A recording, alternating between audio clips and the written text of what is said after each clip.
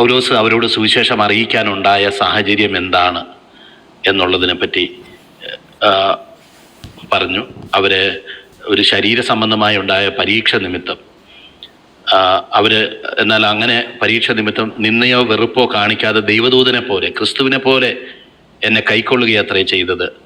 നിങ്ങളുടെ ഭാഗ്യപ്രശംസ എവിടെ? കഴിയുമെങ്കിൽ നിങ്ങളുടെ കണ്ണ് ചൂഴ്ന്നെടുത്ത് എനിക്ക് തരുമായിരുന്നു എന്നതിന് ഞാൻ സാക്ഷി. അങ്ങനെ ഇരിക്കെ നിങ്ങളോട് സത്യം പറയുകൊണ്ട് ഞാൻ നിങ്ങൾക്ക് ശത്രുവായി പോയി. ഇന്നലെ കർത്താവിൻ്റെ ദാസൻ അതിനെക്കുറിച്ച് പറഞ്ഞു. അത് വളരെ കറക്റ്റായിട്ടുള്ള ഒരു ഇൻ്റർപ്രിട്ടേഷൻ അദ്ദേഹം പറഞ്ഞത്. പൗലോസ് അവരോട് സുവിശേഷം പറയുകയും അവരെ ഈ ദൈവകൃപയിലേക്ക് നടത്തുകയും ചെയ്തു. എന്നാൽ ഈ സ്ഥാപിത താല്പര്യക്കാരായിട്ടുള്ള ഈ പുതിയ ആൾക്കാർക്ക് പൗലോസ് അവരെ ഇനിയും കോണ്ടാക്ട് ചെയ്യാതെ വണ്ണം പൗലോസും ആ ഗലാത്യയിലുള്ള വിശ്വാസികളും തമ്മിൽ ഒരു ഗ്യാപ്പ് സൃഷ്ടിക്കുകയും വേണം. അതേസമയം അങ്ങനെയുള്ള ഒരു പ്രത്യേകത ഇന്നലെ അദ്ദേഹം വിശ്വാസത്തിലേക്ക് നടത്തിയ ഒരാളുടെ അനുഭവം പറഞ്ഞല്ലോ, വളരെ അന്വർത്ഥമായിട്ട് അദ്ദേഹം അത് പറഞ്ഞു. അത് വന്യർത്ഥമായിരുന്നു. അപ്പം എല്ലാ ദുരുപദേശക്കാരുടെയും ഒരു ഉദ്ദേശം ശരിക്കും അവരോട് വചനം പറഞ്ഞ് അവരെ ദൈവിക വെളിപ്പാടിലേക്ക് കൊണ്ടുവന്ന വ്യക്തികൾ പിന്നെ അവരെ കോണ്ടാക്ട് ചെയ്യാൻ ഇടയാകാതെ വണ്ണം അവരിൽ നിന്ന് അകറ്റി നിർത്തുക, എന്നിട്ട് അവർക്ക് ഇഷ്ടമുള്ളതുപോലെ പാകം ചെയ്യുക, അല്ലെങ്കിൽ അവരെ ശരിയാക്കിയെടുക്കുക, ദൈവികമായിട്ടുള്ള ഡോക്ടറിൽ നിന്ന് അകറ്റിക്കൊണ്ടു പോകുക. അപ്പൊ അതിനുവേണ്ടി പിശാച് കാണിച്ചതുപോലുള്ള തന്ത്രം പ്രയോഗിക്കുക.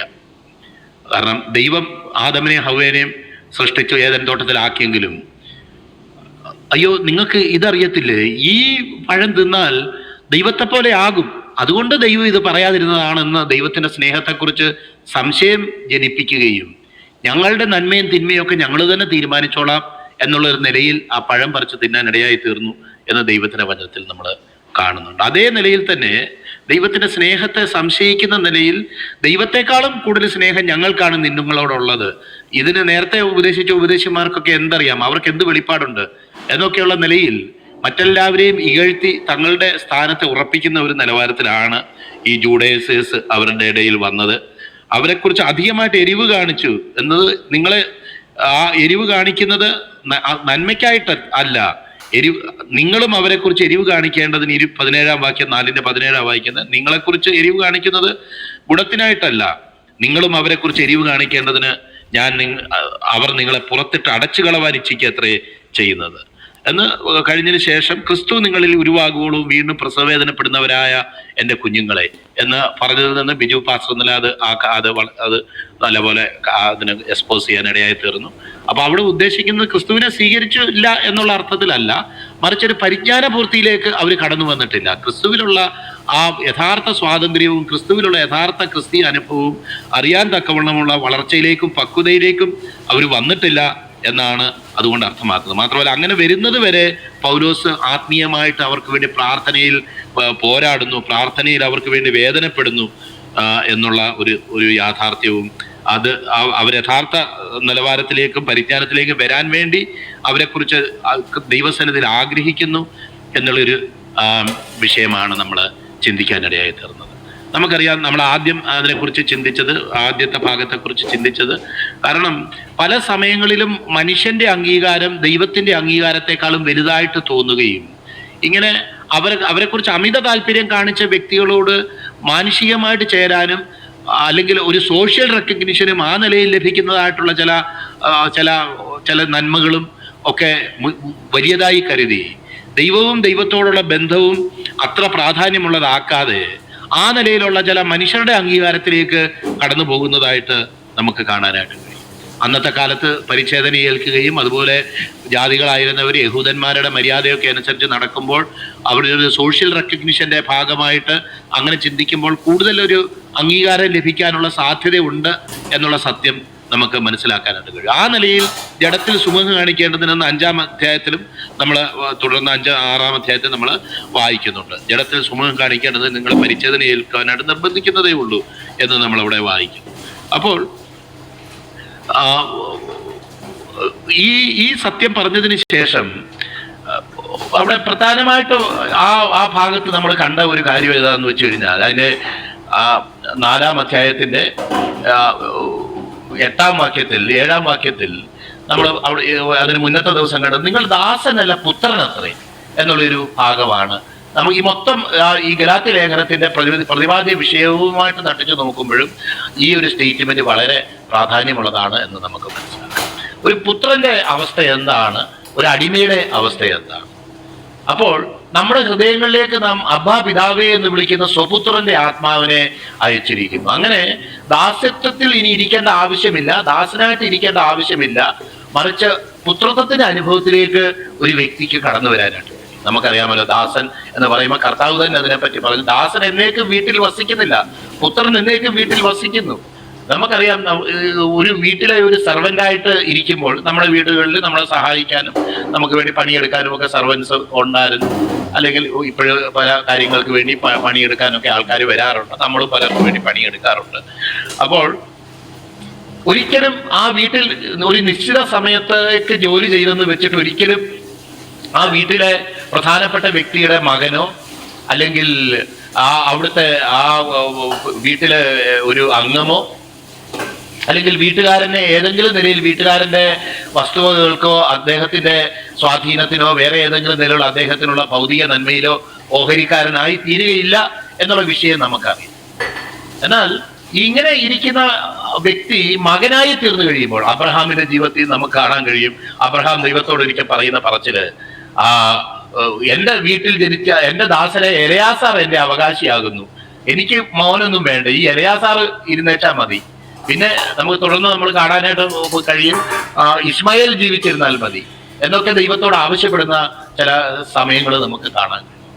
അപ്പോൾ എന്നാൽ ദൈവം അവനോട് പറയുകയാണ്, നിനക്ക് നിന്റെ ഭാര്യയായ സാറായിൽ നിന്ന് ജനിക്കുന്ന മകനെ തന്നെ ഞാൻ അവകാശിയാക്കുകയുള്ളൂ എന്നുള്ള യാഥാർത്ഥ്യം അബ്രഹാമിനോട് വീണ്ടും വീണ്ടും ഉറപ്പിച്ചു പറയുന്നത് നമുക്ക് കാണാൻ കഴിയും. അപ്പോൾ ഒരു ദാസനായിട്ടിരിക്കുക എന്നുള്ളതും എന്തൊക്കെ നമ്മുടെ വള്ളത്തോള് കവിത പാടിയതുപോലെ ബന്ധുരകാഞ്ചന കൂട്ടിലാണെങ്കിലും ബന്ധനം ബന്ധനം തന്നെ പാരിൽ എന്ന് അദ്ദേഹം പറഞ്ഞിട്ടുള്ളത് പോലെ അടിമയാണ്. എലയാസാർ എന്ന് പറഞ്ഞാൽ മകനെ പോലെ തന്നെയാണ്. അബ്രഹാം പ്രധാനപ്പെട്ട ചില മിഷൻസ് ഒക്കെ എലയാസാറിനെയാണ് ഏൽപ്പിക്കുന്നത്, ഒക്കെ ശരിയാണ്. എന്നാൽ ഈ ദാസൻ ഒരിക്കലും മകനല്ല എന്നുള്ള സത്യം നമുക്ക് മനസ്സിലാക്കാറുണ്ട്. അത് വളരെ നമ്മൾ വ്യത്യാസപ്പെടുത്തി നമുക്ക് തന്നെ നമ്മുടെ ഇമാജിനേഷനിൽ നമുക്ക് ചിന്തിക്കാവുന്നതേ ഉള്ളൂ. ദാസന്റെ അവസ്ഥ എന്താണ്, ഒരു മകന്റെ അവസ്ഥ എന്താണ്. അതിന് സമാനമായിട്ട് ദൈവത്തിന്റെ വചനത്തിൽ പല സ്ഥലങ്ങളിൽ നമുക്ക് കാണുന്നു. മുടിയൻപുത്രൻ അവൻ മകനായിരുന്നു, എന്നാൽ മകനായിരിക്കുന്ന സമയത്ത് അവൻ മാനസികമായിട്ട് ഒരു ദാസന്റെ ഒരു മാനസികാവസ്ഥയിലേക്ക് അവൻ വളരുക. ആ പിതാവിനെ സ്നേഹിക്കാനോ പിതാവിന്റെ ഭവനത്തിലുള്ള നന്മകൾ അറിയാനോ അല്ലെങ്കിൽ അതിനെയൊക്കെ അപ്രീഷിയേറ്റ് ചെയ്യാനോ അതിൽ സന്തോഷിക്കാനോ ഒന്നും കഴിയാതെ അവൻ മാനസികമായിട്ട് ആ പിതാവിൽ നിന്ന് അകന്നു പോവുകയും അവന്റെ സന്തോഷവും സൗഭാഗ്യവും ഒക്കെ അവന്റെ കൂട്ടുകാരോടുകൂടി ആയിത്തീരുകയും അങ്ങനെ മാനസികമായിട്ട് അകന്നെ അവൻ ഒരു സുപ്രഭാതത്തിൽ അവന്റെ വീതവും ചോദിച്ചുകൊണ്ട് അവന്റെ ഓഹരിയും ചോദിച്ചുകൊണ്ട് അവനെ ഭവനം വിട്ട് കടന്നു പോകുന്നതാ നമുക്ക് കാണാനായിട്ട് കഴിയും. എന്നിട്ട് എല്ലാം തീർന്ന ശേഷം അവന്റെ മനസ്സിൽ ഒരു തീരുമാനം എടുക്കുകയാണ്, ഞാൻ ഇനി അപ്പനോട് പോയി ഞാൻ പറയും, എന്നെ നിന്റെ കൂലിക്കാരിൽ ഒരുത്തനെ പോലെ എന്നെ ആക്കണമേ. ആ ഭാഗം നമുക്കറിയാമല്ലോ. അപ്പൊ അവിടെ ഒരു മകന്റെ പ്രിവിലേജസും അനുഭവങ്ങളും അതുപോലെ തന്നെ ഒരു ദാസൻ ആകുന്ന ഒരു അനുഭവവും അതെങ്ങനെയാണ് ആയിത്തീരുന്നത് എന്ന് നമുക്ക് കാണാനായിട്ട്. എന്നാൽ ആ പിതാവ് അത് അങ്ങനെ ഒരു ഡയലോഗ്, അങ്ങനെ ഒരു പ്രാർത്ഥന, അങ്ങനെ ഒരു റിക്വസ്റ്റ് ആ പിതാവിനോട് പറയാൻ ഇടയായിത്തീരാതെ നേരത്തെ ഉള്ളതിനേക്കാളും അധികമായിട്ട് ആ മകനെ സ്നേഹിക്കുകയും പുത്രൻ എന്നുള്ള പോലെ തന്നെ അവനെ സ്വീകരിക്കുകയും ചെയ്യുന്നു എന്നുള്ളത് നമുക്ക് കാണാനായിട്ട് കഴിയും. എന്നിട്ട് കർത്താവ് പറഞ്ഞ് കളഞ്ഞുപോയതിനെ തിരഞ്ഞു കണ്ടെത്താനല്ലോ മനുഷ്യപുത്രനെ ലോകത്തിൽ വന്നത് എന്ന് പറയും. അതുപോലെ തന്നെ ബൈബിള് നമുക്ക് മുന്നിൽ വരച്ചു വെക്കുന്ന വേറൊരു ചിത്രമാണ് മോശയുടെയും ക്രിസ്തുവിന്റെയും കാര്യം. എബ്രായ ലേഖനം 3-ാം അധ്യായത്തിൽ നമ്മൾ വായിക്കുന്നു. അവിടെ വായിക്കുന്നത് മോശെ അരുളി ചെയ്യാനിരുന്നതിന് സാക്ഷ്യം പറയുന്ന ഭൃത്യനായിട്ടത്രേ മോശെ ദൈവത്തിന്റെ ഭവനത്തിലൊക്കെയും വിശ്വസ്തനായിരുന്നു എന്ന് നമ്മൾ അവിടെ വായിക്കും. എന്നാൽ ക്രിസ്തുവോ ഭവനത്തിന്റെ അധികാരിയായ പുത്രനായിട്ട് തന്നെ എന്ന് നാം അവിടെ കാണുന്നു. അവിടെയും ആ പുത്രത്വം എന്താണ്, ദാസ്യത്വം എന്താണ് എന്നുള്ളതിനെ കുറിച്ച് വേറൊരു ഡയമെൻഷനിൽ ചില കാര്യങ്ങൾ നമുക്ക് കാണാൻ കഴിയും.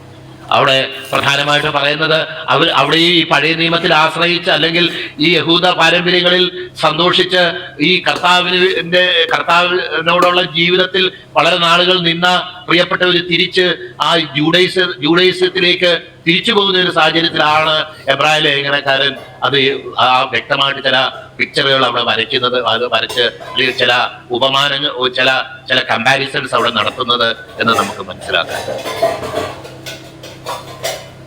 നിങ്ങൾ എത്രയൊക്കെ പറഞ്ഞാലും ഈ ന്യായപ്രമാണത്തിലേക്ക് നിങ്ങൾ തിരിച്ചു പോയാൽ നിങ്ങൾ തിരിച്ചു പോകുന്നത് ഒരു അടിമത്വത്തിന്റെയും ഒരു സ്ലേവറിയുടെ അനുഭവത്തിലേക്കാണ്, പുത്രത്വത്തിലേക്കാണ്, ഒരു ദാസ്യത്തിലേക്കാണ്, സ്ലേവറിയിലേക്കാണ്, അടിമത്വത്തിലേക്കാണ്.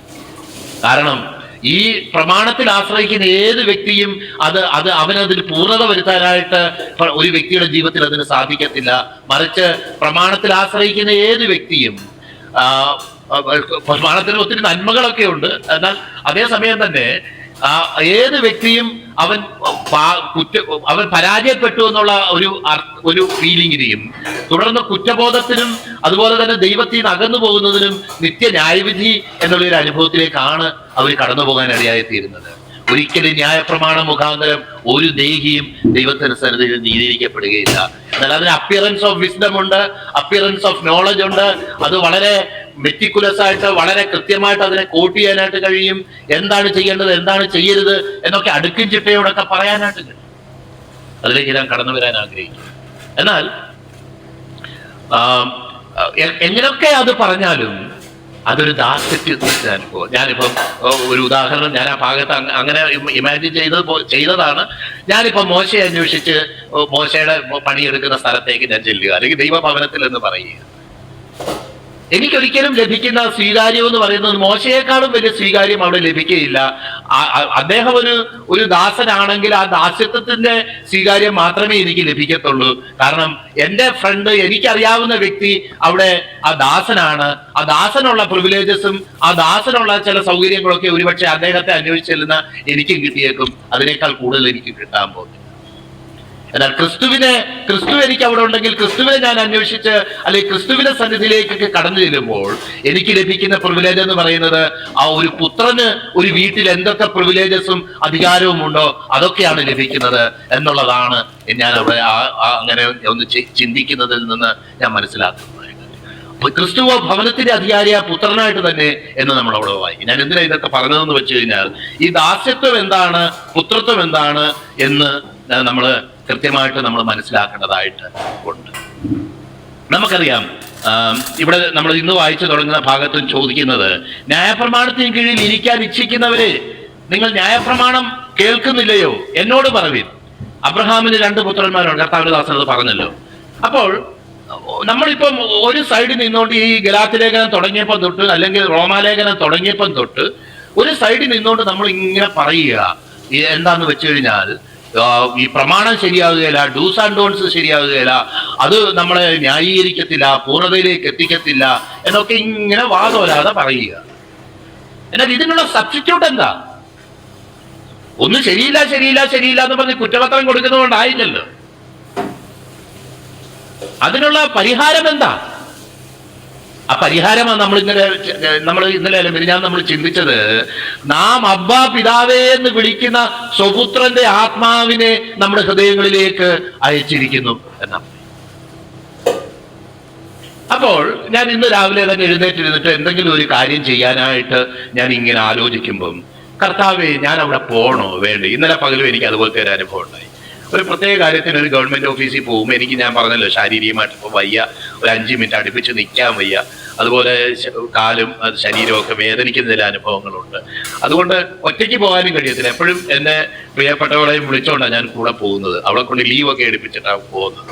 അങ്ങനെയൊക്കെയുള്ള അനുഭവത്തിലാണ് പോകുന്നത്. എന്നാൽ ഇന്നലെ പോയി ഉച്ചവരെ ഒരിടത്ത് അവിടെ പോയി നിന്നിട്ടും അത് വൃഥാവായി തീരാനും നിങ്ങൾ അടുത്ത ആഴ്ച വാ, ഒരേ കാര്യത്തിലൂടെ 10 പ്രാവശ്യമായി ഇപ്പോൾ പോകുന്നത്. അപ്പൊ ഞാൻ ആലോചിക്കുന്നത്, അന്നേരം ഞാൻ അവിടെ ഇരുന്നുകൊണ്ട് ആലോചിച്ചു, ദൈവമേ രാവിലെ ഒന്നുകൂടെ ശരിക്കും പ്രാർത്ഥിച്ച് ഇരുന്നെങ്കിൽ ഒരുപക്ഷെ ഇത് വരണ്ട എന്നുള്ള ഒരു ചിന്ത എൻ്റെ ഉള്ളിലുണ്ടായേനെ. അപ്പോൾ ന്യായപ്രമാണം നമ്മൾ പരിശോധിച്ച് നോക്കുമ്പോൾ ഇത് ഷെൽഫിലൊക്കെ അടുക്കി വെച്ച പുസ്തകം പോലെ ഏത് പുസ്തകമാ വേണ്ടിയെന്ന് നോക്കുമ്പോൾ ഉടനെ ആ പുസ്തകം എടുക്കാൻ തക്കവണ്ണം വളരെ കൃത്യമായിട്ട് അത് ലിഖിതമായിട്ട് എഴുതപ്പെട്ട ഒരു പ്രമാണമായിട്ടും ബൈഹാർട്ട് ചെയ്യാവുന്നതായിട്ടും ഓരോരോ സാഹചര്യങ്ങളിൽ ഏത് നിലയിൽ അപ്ലൈ ചെയ്യണമെന്നുള്ള നിലയിലും അതൊക്കെ ഓൾറെഡി വളരെ വ്യക്തമായിട്ട് ഡിഫൈൻഡാണ്. അങ്ങനെയുള്ള ചില ഗുണങ്ങളുണ്ട്.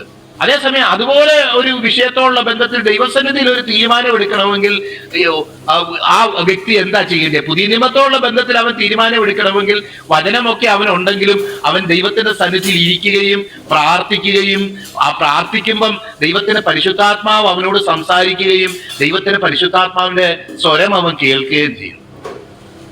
നമ്മുടെ ജീവിതത്തിൽ ഓരോരോ വിഷയങ്ങളോടുള്ള ബന്ധത്തിലും ഏതാ നമുക്ക് സൗകര്യം? ദിവസം ഒരു നേരം കൃത്യമായിട്ടൊന്ന് പ്രാർത്ഥിക്കുന്നത് തന്നെ കഷ്ടപ്പെട്ടിട്ടാണ്.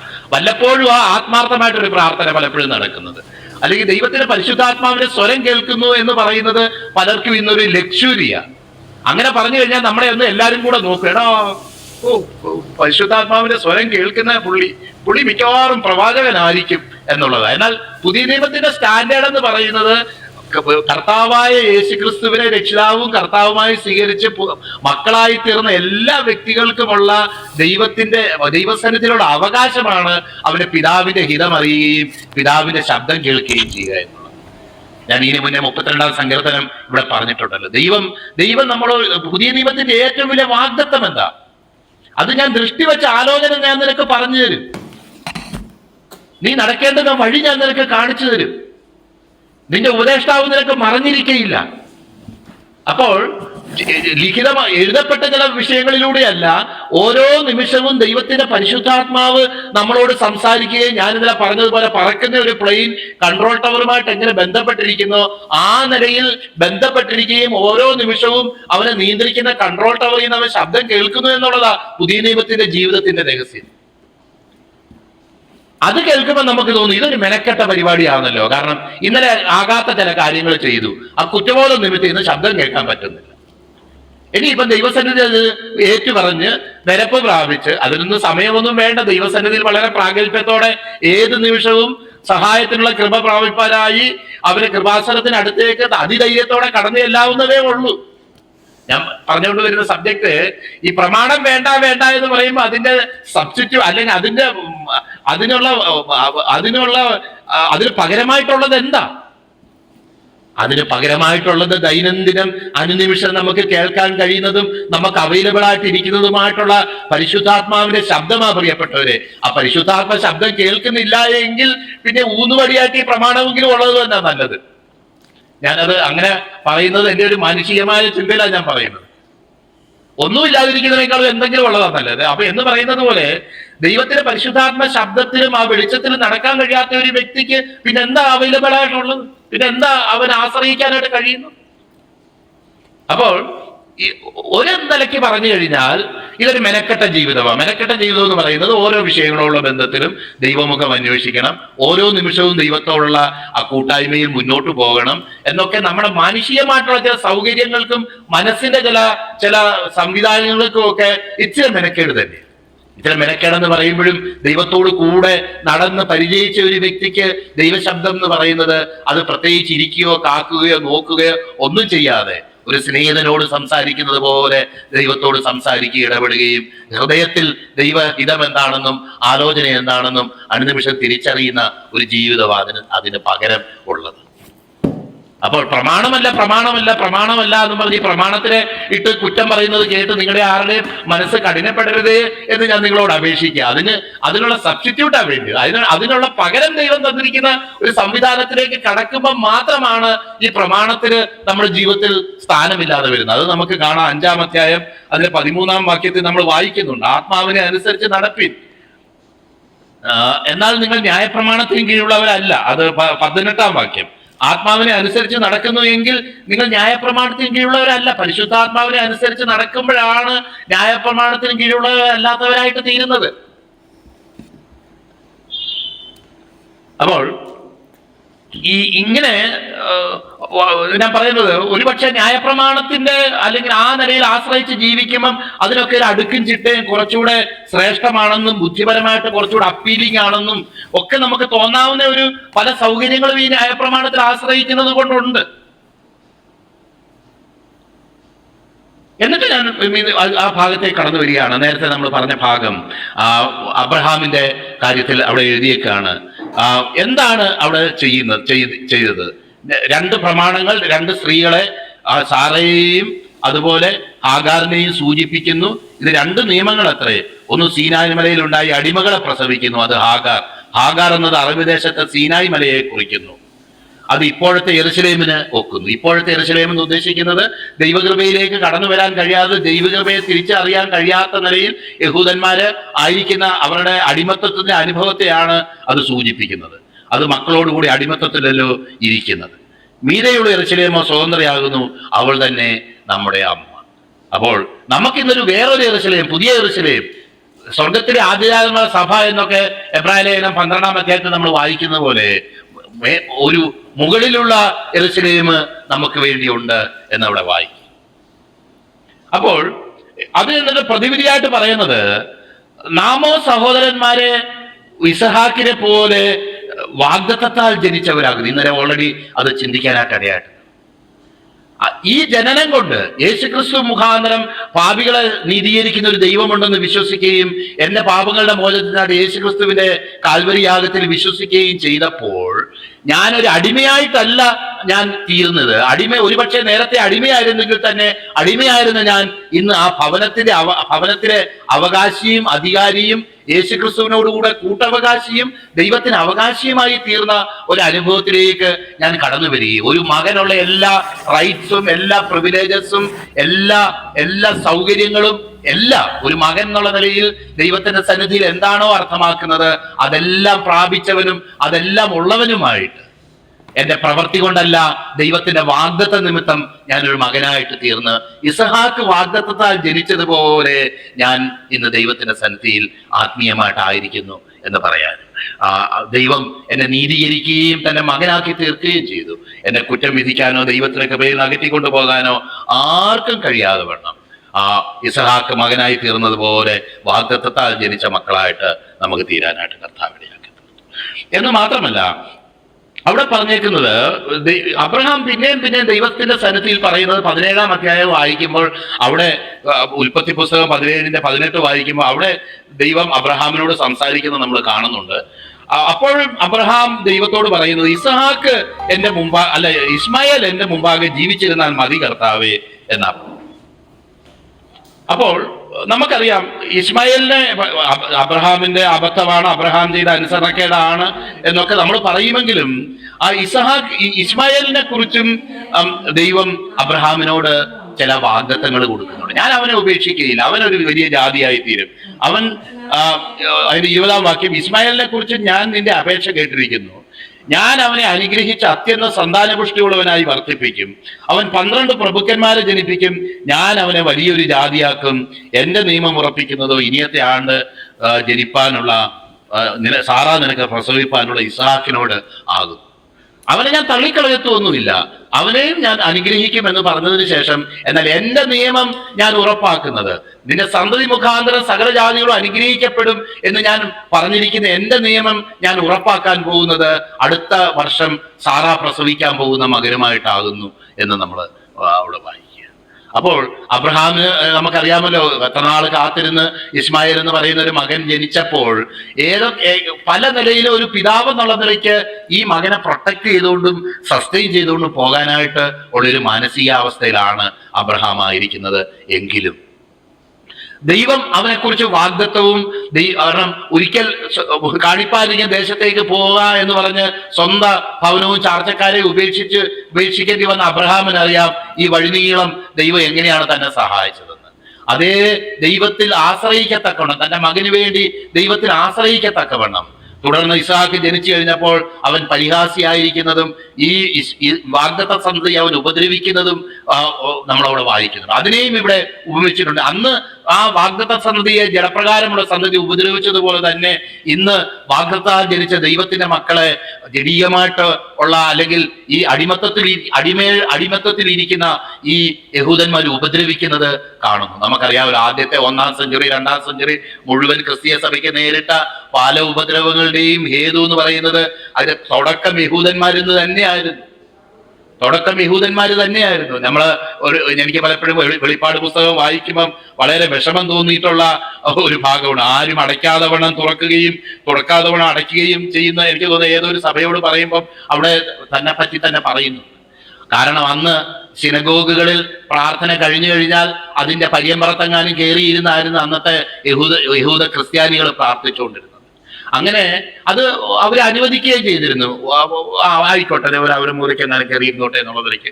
അങ്ങനെ ചില സ്ഥലങ്ങളിൽ ചെല്ലുമ്പോൾ എന്നാൽ ഇവരെ കൊണ്ട് നമ്മൾ ഇന്ന് പറയുന്ന പോലെ ഈ ബന്ധുക്കോസുകാരെ കൊണ്ട് എല്ലാ ക്രിസ്ത്യാനികൾക്കും ഉപദ്രവം ഉണ്ടാകുന്നത് എന്ന് പറഞ്ഞ പോലെ ഈ യഹൂദന്മാർക്ക് ഒരു അഭിപ്രായം ഉണ്ടായിരുന്നു, ഈ യഹൂദ ക്രിസ്ത്യാനികളെ കൊണ്ടാണ് നമുക്ക് മൊത്തത്തിൽ ഈ റോമ സാമ്രാജ്യത്തിൽ തന്നെ നമുക്ക് എതിർപ്പുണ്ടാകുന്നത്. അതുകൊണ്ട് ഇവരെ നമ്മൾ ഇനി സിനഗോഗിൽ കയറ്റരുത് എന്ന് വിചാരിക്കുന്ന ഒരു അഭിപ്രായം അവരുടെ രൂപപ്പെടുന്നു. അങ്ങനെയാണ് ഇവരുടെ യഹൂദന്മാരുടെ പ്രാർത്ഥന കഴിയുന്ന ഉടനെ ഇവർ ഓടി വരും ഇതിനുള്ളിൽ കയറാൻ വേണ്ടി. അപ്പൊ ഇവര് ദൂരത്തുനിന്ന് ഓടി വരുന്ന കണ്ടുകൊണ്ട് ഇവർ ഇതിന്റെ വാതിലുകൾ കൊട്ടി അടച്ചു കളയും. അങ്ങനെ വേറെ എങ്ങും പ്രാർത്ഥനയ്ക്ക് പോകാൻ സ്ഥലമില്ലാത്ത നിലയിൽ അവർ വളരെ വിഷമിച്ച ഒരു സാഹചര്യത്തിലാണ്. എനിക്കൊന്ന് ഫിലദൽഫിയയിലെ സഭയിലാണോ എന്ന് എനിക്ക് സംശയമുണ്ട്, അതോ വേറെ ഏതോ സഭ.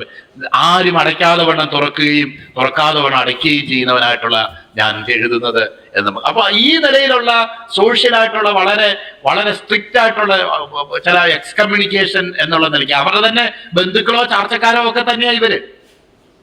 എന്നാൽ അങ്ങനെ മനസ്സിന് വളരെ വിഷമം ഉണ്ടാക്കുന്നതിനുള്ള ചില അനുഭവങ്ങളിലൂടെ കടന്നുപോയി എന്ന് നമ്മൾ വായിക്കും. ഞാൻ പറഞ്ഞുകൊണ്ട് വരുന്നത്, എന്നാൽ ഇവിടെ പറഞ്ഞിരിക്കുന്ന കാര്യം, അതുകൊണ്ട് നിങ്ങൾ ഒരു സൈഡിൽ കൂടെ ഈ പ്രമാണവും എന്നാൽ പേര് ക്രിസ്ത്യാനിന്നും ആയിക്കൊണ്ട് യഥാർത്ഥത്തിൽ ഈ പഴയ നിയമ ജീവിതം ഈ പ്രമാണ ജീവിതം തന്നെ ജീവിക്കാം എന്ന് വിചാരിക്കുന്നുണ്ടെങ്കിൽ നമുക്ക് കാണാൻ കഴിയും അബ്രഹാമിനോട് പറഞ്ഞ അതേ കാര്യമാണ് പറയാനുള്ളത്. ദാസിയെയും മകനെയും പുറത്താക്കി കളഞ്ഞു. നമ്മളോടും ദൈവത്തിന്റെ പരിശുദ്ധാത്മാവിന് പറയാനുള്ളത്, ചില പ്രമാണത്തിൽ അധിഷ്ഠിതമായിട്ട് ദൈവത്തിന്റെ പരിശുദ്ധാത്മ ശബ്ദം കേൾക്കാതെയുള്ള ഒരു ജീവിതമല്ല നിന്നെക്കുറിച്ച് ദൈവം ആഗ്രഹിക്കുന്നത്. മറിച്ച് ദൈവത്തിന്റെ പരിശുദ്ധാത്മ ശബ്ദം കേട്ട് പ്രമാണത്തിന്റെ സ്റ്റാൻഡേർഡുകൾക്ക് ഉപരിയായിട്ട് ജീവിക്കുന്ന ഒരു ജീവിതത്തിലേക്ക് കടന്നു വരാനും അങ്ങനെ മുന്നോട്ട് പോകാനുമാ കർത്താവ് ആഗ്രഹിക്കുന്നത്. എഴുതപ്പെട്ട പ്രമാണം ഓർക്കാനും റിസൈറ്റ് ചെയ്യാനും അത് പിന്നെ കോട്ട് ചെയ്യാനും ഒക്കെ വളരെ എളുപ്പമാണ്. പല സാഹചര്യങ്ങളിലും അപ്ലൈ ചെയ്ത് അതിന്റെ ഓരോ ആപ്ലിക്കേഷൻസ് ആയിട്ട് അത് വ്യാഖ്യാനിക്കാനും എളുപ്പമാണ്. എന്നാൽ ഇന്നത്തെ കാര്യം ഇന്നത്തെ നിലയിൽ ഇന്ന് വേണ്ട പരിശുദ്ധാത്മ ശബ്ദം കേട്ട് അത് ജീവിതത്തിൽ ഗ്രഹിക്കുകയും മുന്നോട്ട് പോവുകയും ചെയ്യുന്നുള്ളത് ദൈവത്തിൽ പൂർണ്ണമായിട്ടുള്ള ഒരു ആശ്രയമാണ് അത് കാണിക്കുന്നത്. അപ്പോൾ നമുക്കറിയാമല്ലോ, ദാസിയെയും മകനെയും പുറത്താക്കി കളക എന്ന് പറഞ്ഞപ്പോൾ എത്രമാത്രം അബ്രഹാമിന് ഇഷ്ടപ്പെടാതെ പോയി കാണും. കാരണം ഒരപ്പന് ഒരിക്കലും അത് ഉൾക്കൊള്ളാൻ കഴിയുന്ന ഒരു കാര്യമല്ല. എന്നാൽ ദൈവം അബ്രഹാമിനോട് പറഞ്ഞത്, നിന്റെ സ്നേഹം കൊണ്ട് അവനെ പുറത്താക്കാൻ കഴിയുന്നില്ല, എന്നാൽ എന്റെ സ്നേഹം പൂർണ്ണമായിട്ട് അവന്റെ മേൽ വരണമെങ്കിൽ നീ അവനെ പുറത്താക്കിയേ പറ്റൂ. എനിക്ക് അവനെ കുറിച്ചുള്ള പദ്ധതി നടപ്പാകണമെങ്കിൽ നീ അവനെ പുറത്താക്കിയേ പറ്റൂ. നമ്മൾ സാധാരണഗതി വിചാരിക്കും, കണ്ടില്ലേ വേറൊരു അടിമയുടെ മോനോട് കാണിക്കുന്ന വേർകൃത്യം കണ്ടോ, ഈ ക്രിസ്ത്യാനികളെന്ന് പറയുന്ന ആൾക്കാർ കൊള്ളാമല്ലോ എന്നാ നമ്മളുടെ മനസ്സിൽ പെട്ടെന്ന് ഇസ്മായിലിനെ പുറത്താക്കി കളകാന്ന് പറയുമ്പോൾ നമ്മുടെ മനസ്സിൽ തോന്നുന്നത്. എന്നാൽ വാഗ്ദത്ത സന്തതിക്ക് വെച്ചിരുന്ന അതിനേക്കാളും ടഫായിരുന്നു. അത് നമ്മൾ ഓർക്കണം. ഇസ്മായിലിനെ പുറത്താക്കി കളയാനേ പറഞ്ഞുള്ളൂ, കൊല്ലാൻ പറഞ്ഞില്ല, യാഗം കഴിക്കാൻ പറഞ്ഞില്ല. എന്നാൽ ഈ ഇസഹാക്കിനെ പറ്റി പറയുന്നത്, പിന്നെ അബ്രഹാമിനെ പരീക്ഷിച്ചത് എങ്ങനെയെന്നാൽ നിന്റെ മകനെ, ഏകജാതനായ മകനെ തന്നെ പരീക്ഷിച്ചത് എങ്ങനെയെന്നാൽ അബ്രഹാമേ എന്ന് വിളിച്ചതിന് ഞാനിതാ എന്ന് അവൻ പറഞ്ഞു. അപ്പോൾ അവൻ, നിന്റെ മകനെ നീ സ്നേഹിക്കുന്നതിന്റെ ഏകജാതനായ ഇസഹാക്കിനെ തന്നെ കൂട്ടിക്കൊണ്ട് മോറിയാദേശത്ത് ചെന്ന് അവിടെ ഞാൻ നിന്നോട് കൽപ്പിക്കുന്ന ഒരു മലയിൽ അവനെ ഹോമയാഗം കഴിക്ക എന്ന് അരുളിച്ചു. ഇത് ഇതിലൂടെ കട്ടിയായിരുന്നു. മറ്റത് പുറത്താക്കി കളയാനേ പറഞ്ഞുള്ളൂ. എന്നാൽ എന്റെ സ്നേഹം അവന്റെ മേലാകത്തക്കവണ്ണം, എന്റെ പദ്ധതി അവന്റെ മേലാകത്തക്കവണ്ണം, ഞാൻ എന്റെ സ്വന്തം പേരുകൊണ്ട് ആണയിട്ട് അവനിത് കൊടുത്തിരിക്കുന്ന വാഗ്ദത്തങ്ങളെ ഉറപ്പിക്കേണ്ടതിന് നീ അവനെ കൊണ്ടുപോയി ഹോമയാഗം കഴിക്കാം. നമുക്കറിയാമല്ലോ, അതേ അധ്യായത്തിന്റെ അവസാനം വായിക്കുന്നുണ്ട്. ഈ 22-ാം അധ്യായത്തിന്റെ തന്നെ അവസാനം വരുമ്പോൾ നമ്മൾ കാണുന്നുണ്ട്, അതിന്റെ 12-ാം വാക്യം, അത് നിന്റെ ഏകജാതനായ മകനെ തരുവാൻ നീ മടിക്കായകൊണ്ട് നീ ദൈവത്തെ ഭയപ്പെടുന്നു എന്ന് ഞാൻ അറിയുന്നു എന്ന് അവൻ പറഞ്ഞു.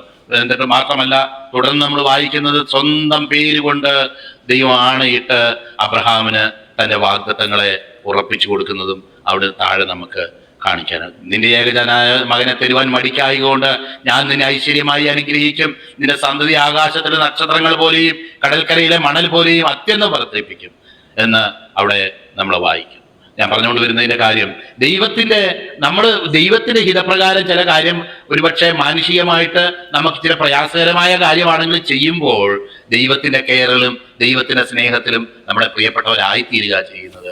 അതുകൊണ്ട് നമ്മുടെ സ്നേഹത്തിന് ഈ ഒരു പ്രയോജനവും ഇല്ലാത്ത സ്നേഹത്തിന് കീഴിൽ നമ്മൾക്ക് ജീവിതകാലം മുഴുവനോ ചിലരെ പ്രൊട്ടക്ട് ചെയ്യാമെന്നുള്ള നമ്മുടെ വ്യാമോഹം വിട്ടിട്ട് ദൈവത്തിന്റെ സ്നേഹത്തിലേക്ക് അവരെ ഏൽപ്പിച്ചു കൊടുക്കുകയും ദൈവത്തെ അവർക്ക് ചൂണ്ടിക്കാണിക്കുകയും ചെയ്യുന്നതാ നമ്മുടെ ജീവിതത്തിലെ പല പ്രശ്നങ്ങൾക്കുള്ള പരിഹാരം. അല്ലാതെ ആ ഭാരം എടുത്തുകൊണ്ട് നമ്മൾ പോകുന്നതിലല്ല. ഇവിടെ ആത്മീയ ജീവിതത്തോടുള്ള ബന്ധത്തിൽ പറയുക, ദാസിയെയും മകനെയും പുറത്താക്കിക്കളക, ദാസിയെയും മകനെയും പുറത്താക്കിക്കളക. ഇത് രണ്ടും കൂടെ കോഎക്സിസ്റ്റ് ചെയ്യത്തില്ല. The law and grace cannot coexist. ഈ കൃപയുടെ പ്രമാണത്തിനും ഈ ന്യായപ്രമാണത്തിനും ഒരുമിച്ച് പോകാൻ കഴിയയില്ല. പരിശുദ്ധാത്മ ശബ്ദത്തിനും കല്ലിൽ എഴുതിയിരിക്കുന്ന കൽപ്പനയ്ക്കും ഒരുമിച്ച് പോകാൻ കഴിയത്തില്ല. അത് മ്യൂച്വലി എക്സ്ക്ലൂസീവാ. നേരത്തെ നമ്മൾ ചിന്തിച്ചപ്പോൾ ഒന്ന് മനുഷ്യന്റെ കഴിവിൽ ആശ്രയിക്കുകയാണ്, മറ്റേത് മനുഷ്യന്റെ കഴിവില്ലായ്മ വെളിപ്പെടുത്തി ദൈവം സൗജന്യമായി തരുന്ന ദൈവത്തിന്റെ നീതിയിൽ ആശ്രയിക്കുന്ന അനുഭവമാണ്.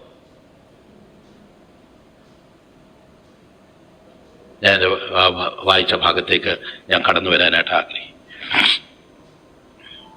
അതുകൊണ്ട് നമ്മളിനി ദാസനല്ല പുത്രനത്രേ. പുത്രൻ എന്നുള്ള നിലയിലുള്ള എല്ലാ പ്രിവിലേജസും ഈ ദിവസങ്ങളെ അനുഭവിക്കാനായിട്ട് ദൈവം നമുക്ക് ഇടയാക്കിക്കൊണ്ട് തുടർന്നും ആ പുത്രത്വത്തിന്റെ എല്ലാ ഫുൾ ഫ്ലെഡ്ജായിട്ടുള്ള ആ പ്രിവിലേജിൽ ജീവിക്കാനും ഈ ലോകത്ത് അനേകരെ ഈ പുത്രത്വത്തിലേക്ക് സൗജന്യമായി ലഭിക്കുന്ന ഈ പുത്രത്വത്തിന്റെ അനുഭവത്തിലേക്ക് ദാസ്യത്വത്തിൽ കിടന്ന ദാസ്യ മനസ്സില് ദൈവത്തെ പേടിച്ച് അല്ലെങ്കിൽ പല കൽപ്പനകളെ പേടിച്ച് അങ്ങനെ ഭയപ്പെട്ട് കുറ്റബോധപ്പെട്ട് ഞാൻ ദൈവത്തിന്റെ സന്നിധിയിൽ ഒരു അപകർഷതാബോധത്തോടെ ഇരിക്കുന്നതിനേക്കാളും